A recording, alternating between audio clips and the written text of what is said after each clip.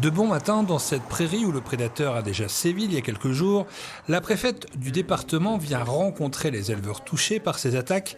80 bêtes tuées en 2 semaines, 8 exploitations touchées et beaucoup d'inquiétudes.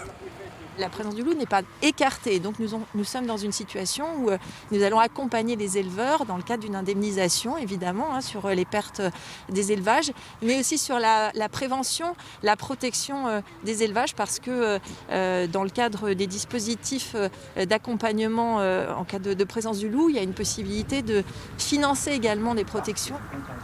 Aujourd'hui, je suis confronté au loup, donc tout est rentré dans les bâtiments.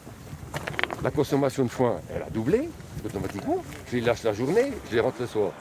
Gilles Simonin est le propriétaire de cette pâture et c'est là qu'il a découvert le 15 janvier dernier un carnage.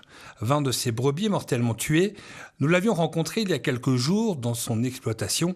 Des années de travail réduites à néant et des incertitudes après la rencontre de ce matin. Moi, je reste sceptique parce que toutes leurs procédures, c'est sûr, ils suivent la réglementation européenne, mais pour moi, ce n'est pas la solution du moment. Le loup peut revenir à tout instant. On nous dit de nous protéger, mais bon, c'est pas eux qui vont venir faire le boulot. Des grillages électriques, moi, ça me fait rire. Le loup, il est capable de sauter au-dessus. Et puis après, les tirs d'effarouchement, c'est pareil, ça me fait rire. Un accompagnement est donc nécessaire pour se protéger face à ce prédateur qui rôde dans le nord-ouest du département.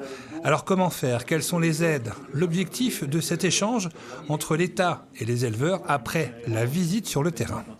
Dans ces communes-là, les éleveurs pourront postuler dans un appel à projet régional pour le financement de dispositifs de protection qui peuvent être aidés jusqu'à 80%. La préfète de la Haute-Saône l'a dit, le dossier est suivi de très près par ses services. Elle reviendra à la rencontre des éleveurs qui, pour le moment, restent dans la crainte des prochains jours.